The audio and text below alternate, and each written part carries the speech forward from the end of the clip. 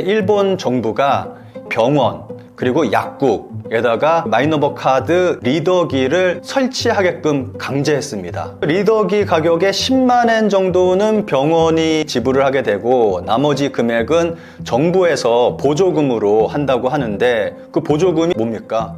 일본 국민들의 혈세잖아요. 혈세로 이 리더기를 뿌리겠다라는 겁니다. 2026년쯤 된다면은 리더기를 새롭게 바꿔야 될 가능성이 매우 높다는 거죠. 리더기를 설치하지 않으면은 보험 관련된 혜택을 받지 못하게 하겠다라고 말을 하고 있거든요. 강제하는 거죠. 한국만 따라서 제대로 벤치마킹을 해서 한국을 그대로 따라만 해도 제대로 된 길을 갈 수가 있을 텐데 엉뚱한 길로만 가고 있고 비리만 터지고 있다 보니까 2025년 일본의 디지털은 헬게이트가 열릴 거라고 예상이 되고 있습니다. 이건 제가 예상을 한 게 아니라 일본 언론에서 그렇게 예상을 하고 있습니다.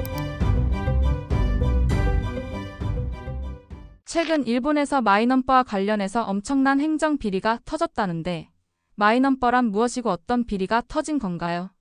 한국의 주민등록증하고 똑같습니다. 아무래도 한국의 주민등록증을 벤치마킹해서 만들어진 게 마이넘버 카드인데 만든 이유가 IT화 때문에 만들어진 겁니다. 한국에서는 주민등록 번호로 인해서 굉장히 좀 IT화가 잘 됐잖아요. 굉장히 안착이 잘 됐고 편리하게 우리가 사용을 하고 있는데 일본도 그걸 보고 이렇게 좀 IT화를 해야 되겠다 해가지고 마이넘버 카드를 만들게 된 겁니다. 일본 정부가 마이넘버 카드를 만들면서 이것을 여러 가지로 활용하기 위해서 좀 준비를 많이 하고 있습니다. 여기에 뭐 면허증을 집어넣는다든지 하면서 마이넘버 카드 한 장으로 모든 걸 해결할 수 있도록 하기 위해서 여러 가지 준비를 하고 있는데 여기에 건강보험증을 마이너버 카드에 집어넣겠다 해서 그것을 추진을 했습니다. 그래서 일본에서는 2024년 12월부로 새로운 건강보험증 발급이 중단됐습니다. 그래서 이제는 일본인들이 병원에서 진찰을 받기 위해서는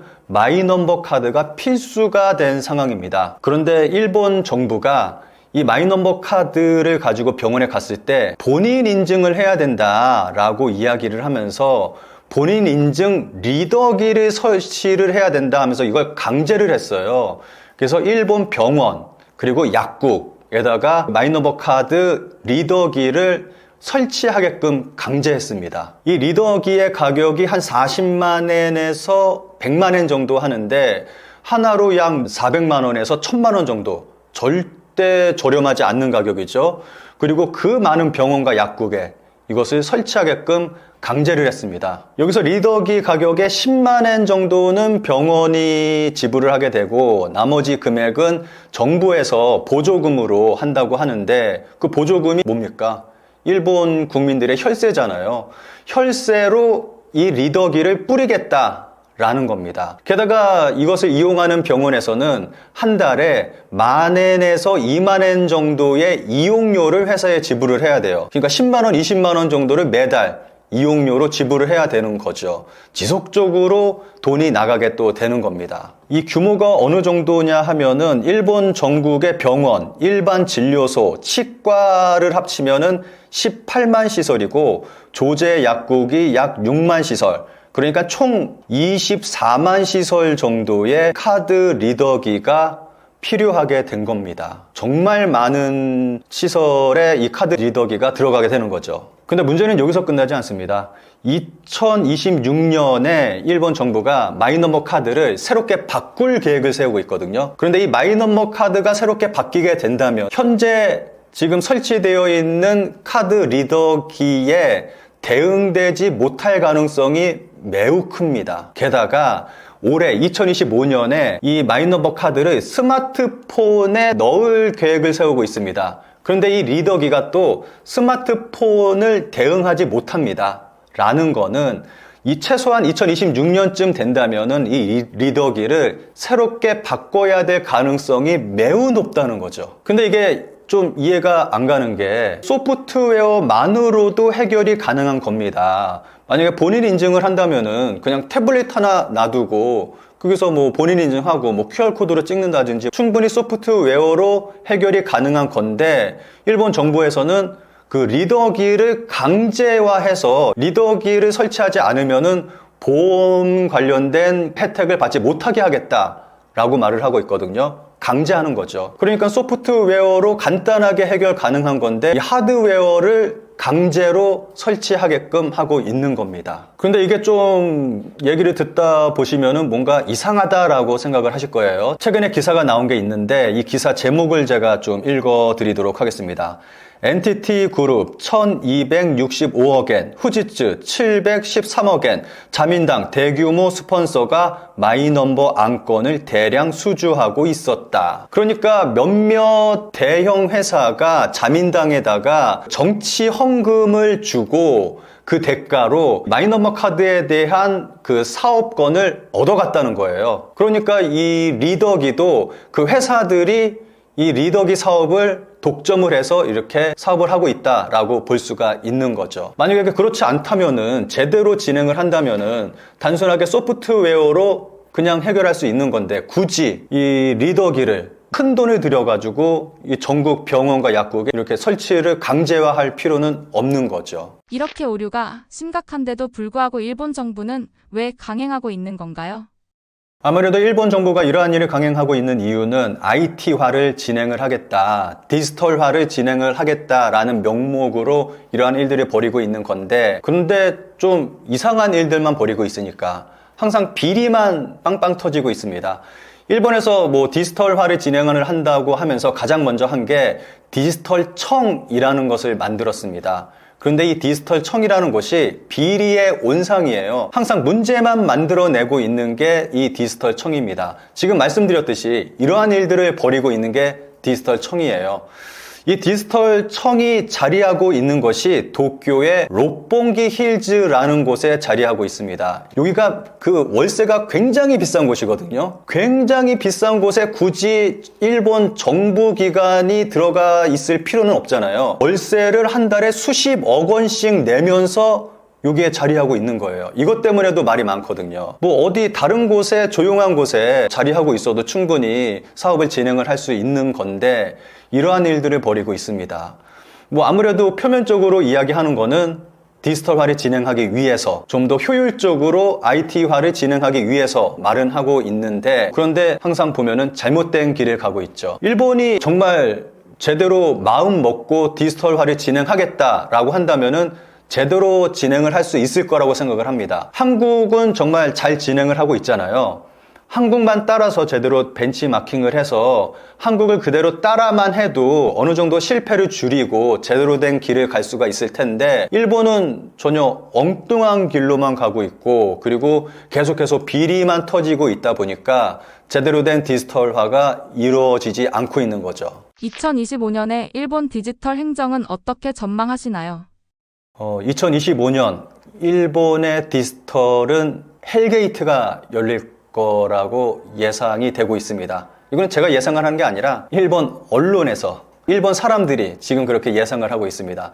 2025년 마이넘버 카드와 관련해서 정말 대혼란이 벌어질 거다라고 다들 이야기를 하고 있습니다. 그 이유가 이 마이넘버 카드에는 IC 칩이 박혀 있습니다. 요거는 뭐 온라인상으로 무언가를 한다거나 무언가를 서류를 띈다거나 할 때 필요할 때 사용을 하는 건데 이 유효기간이 따로따로예요. IC 칩 유효기간 따로, 카드 유효기간 따로. IC 칩은 유효기간이 5년입니다. 그리고 이 카드의 유효기간은 10년입니다. 신분증인데 신분증에 유효기간을 둔다는 것 자체가 조금 이상하잖아요. 게다가 이 유효기간을 갱신하기 위해서는 온라인으로 하는 게 아니라 관련 기관에 직접 찾아가야 돼요. 그러니까 뭐 동사무소나 이런 데 찾아가서 직접 대면을 해서 이거를 갱신을 해야 되는 겁니다. 이것 때문에 커다랗게 문제가 발생한 적이 있었거든요. 2020년에 코로나 관련된 급부금을 지급을 하는데 마이넘버 카드를 가지고 가서 이걸 받겠다고 했던 사람들이 만료기간이 다 돼서 갱신을 하겠다고 찾아온 사람들이 굉장히 많았습니다. 그래서 업무가 좀 마비될 정도로 많은 사람들이 갱신을 하기 위해서 찾아왔거든요. 2022년에. 또 갱신뿐만 아니라 이 마이넘버 카드의 패스워드까지 까먹어서 패스워드 때문에 혼란이 또 벌어지기도 했고요. 그런데 2020년도에 그 고노타로 디지털청 그 당시 장관이 마이너버 카드 보급률을 올리기 위해서 포인트를 지급을 했습니다. 마이너버 카드를 만들면은 5만엔인가 뭐 포인트를 주겠습니다 라고 해서 정말 많은 사람들이 당시에 마이너버 카드를 만들었습니다. 제 주변 일본인 지인들도 그 포인트 받겠다고 마이너버 카드를 대부분 만들었거든요. 그런데 그때가 2020년입니다. 그런데 지금이 2025년이죠. 아까 말씀드렸듯이 유효기간이 있습니다. 그 만료일이 2025년입니다. 당시에 2020년에 그 카드를 만들었던 사람의 숫자가 수천만 명입니다. 정말 많은 사람들이 만들었어요. 그때 마이너버 카드를 만드는 사람들이 얼마 안 돼서 이거를 포인트를 주겠다고 해서 한 80% 이상까지 끌어올렸거든요. 이 포인트 덕분에. 그러니까 수천만 명의 사람들이 한꺼번에 이것을 만들었는데 올해에 이게 만료기간이 다가왔다는 것은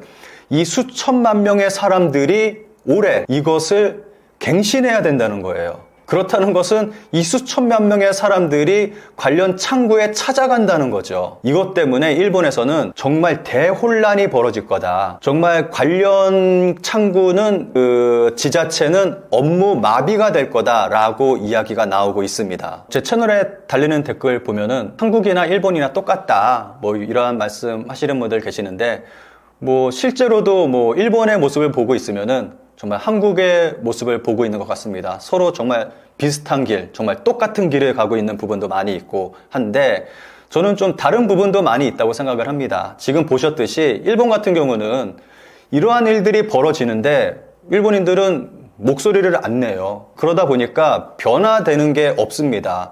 일본 같은 경우는 자민당이 거의 70년 동안 일당 독재를 해오고 있습니다. 선진국 중에서, 민주주의 국가 중에서 이러한 나라는 일본이 유일합니다. 이러한 나라는 북한이나 중국밖에 없어요. 일본은 자민당 독재 체제 속에서 이러한 일들을 벌이고 있다 보니까 계속해서 비리 벌어지는 거고, 그리고 비리가 벌어짐에도 불구하고 처벌받는 사람은 없고, 그리고 계속해서 이러한 일들이 벌어지고 있는 거고. 그런데 한국 같은 경우는 가장 큰 차이점이 목소리를 낸다는 겁니다.